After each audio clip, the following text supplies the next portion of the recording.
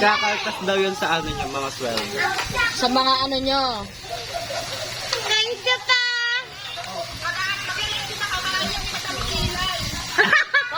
Yung pamilya ko, napaka-spammer. Tapos pag nabusog na sila, hindi na ako itatat. 2.5 yan, 2.5. 2.5 million. Oo. 2.5 yan. Yung kapatid ko, yung kapatid ko. Siya pa yung nangungula.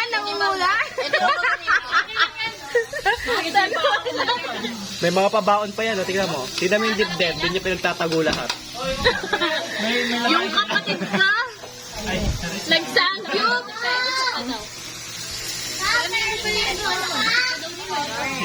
Thank you, sir. Ayan na, te. Busog na ako. Ayoko na.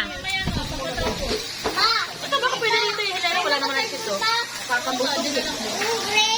Ako na ito pa? Hindi, okay na yan. Okay na. Window. Oh.